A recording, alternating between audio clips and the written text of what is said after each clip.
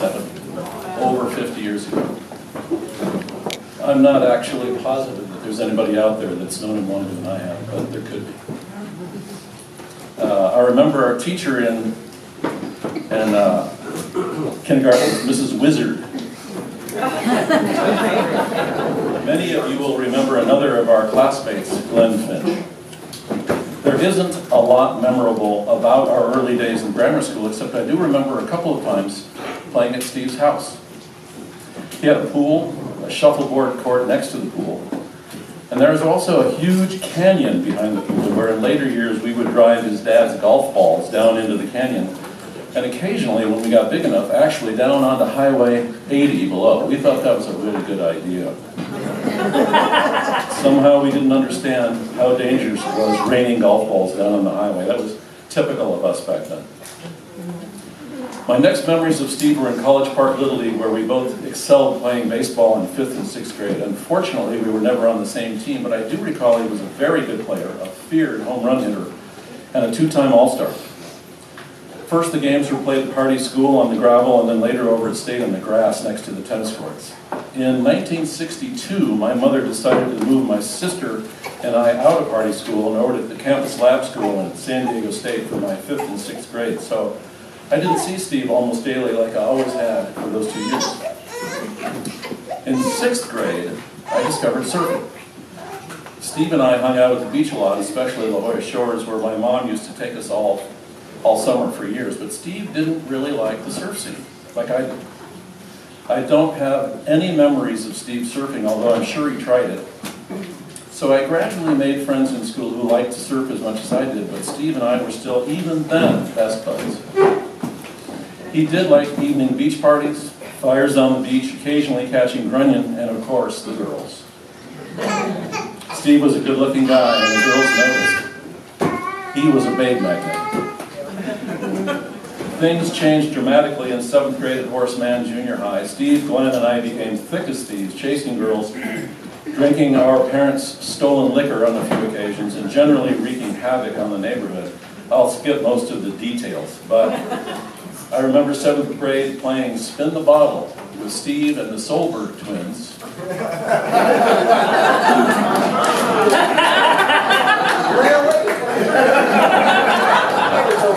And some of their girlfriends at their apartment above their dad's house. It was the first time I ever kissed a girl, and I remember her name. I don't think she's here.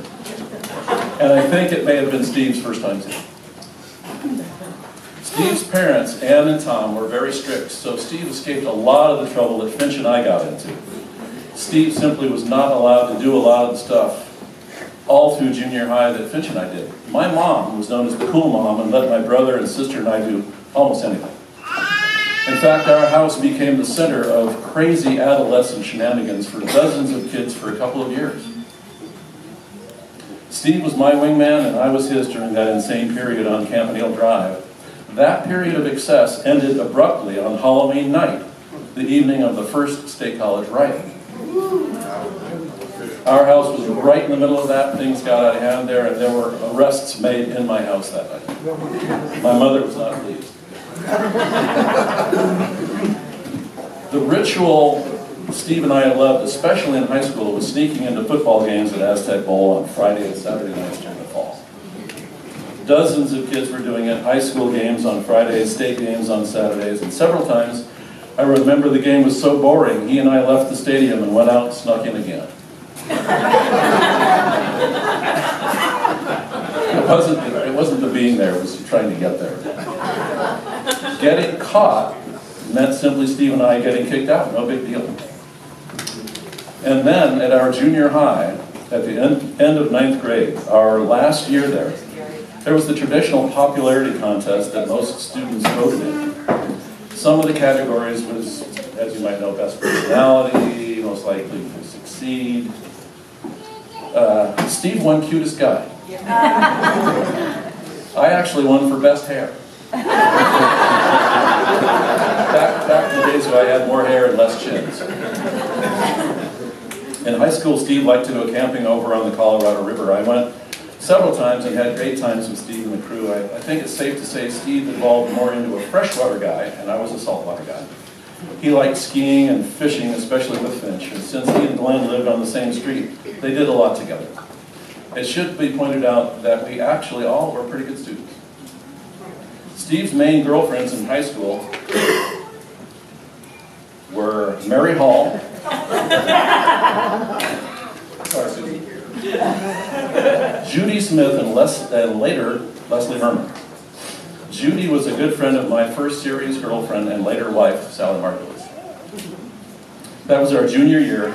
Judy and Sally were both seniors, a year older than Steve and I, and we were both psyched to be hanging with older women. That was, however, the year that drugs entered our world. In 1968, Steve and I did more than our share, and 11th grade was the start of a significant period of use and later, gradual addiction for Steve. Of course, we didn't see it that way at the time. That was the era of peace and love. The really, really good news is that Steve overcame addiction, although it wasn't easy, and went on to have a 40-year stable marriage to Susan, a supportive family, 3 gorgeous daughters, and a number of excellent jobs in construction. Woo! I thought that was amazing. He even was able to purchase the home he grew up in and personally renovate it in a state-of-the-art fashion. In fact, in my entire lifetime, I've never known anyone as successful in overcoming addiction as Steve. No one. And I'm not sure.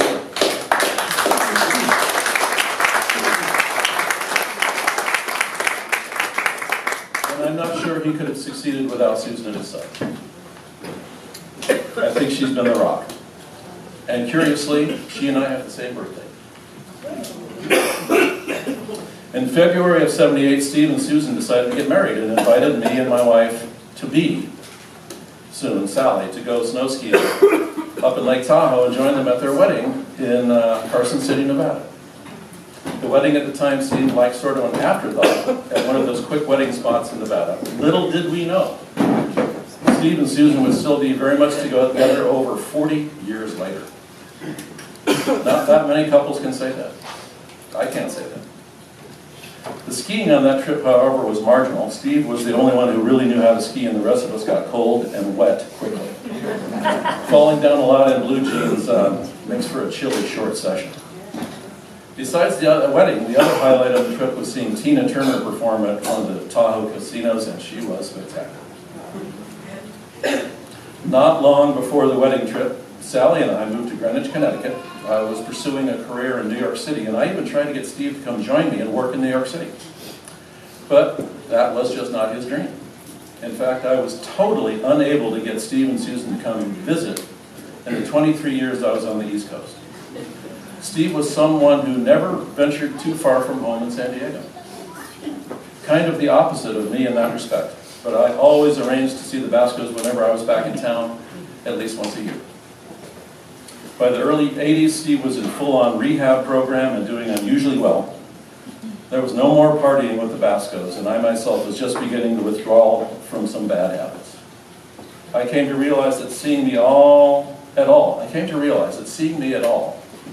was probably a challenge for Steve, since getting clean and sober usually means letting go of all those relationships that involve substance use. So in the last 30 to 40 years, I have only seen Steve once a year at best, since I have not lived in San Diego in all that time. However, I was able to get Steve and Susan to come up to my place in Santa Barbara for a long weekend several years ago. And he and I played a couple rounds of golf together with another of our longtime buddies from the old days, Josie, who's on the camera right now. It was a great weekend and tons of fun. It was. I last saw Steve last summer when I picked up an antique desk he had stored for me for some months. His back was bothering him, but otherwise seemed in very good spirits. Stephanie had a new baby, and I think he was really enjoying the role of granddad. I last spoke to Steve about 3 weeks before he passed. We talked for some 45 minutes. He took a lot of time explaining the circumstances leading up to the recent death of his older brother, Eddie. We even had a few laughs together, as we always have had. He did not mention any personal health-related issues to me at all. He also did not mention he was planning on retiring in a few months. Perhaps he had not quite worked that out in his head yet. Many of you have worked with Steve and socialized with the Baskos in the last few decades. You guys know him as a My vivid memories and insights on Steve are from a long time ago. What happened a couple of weeks ago is so completely out of character from the Steve Basko that I knew.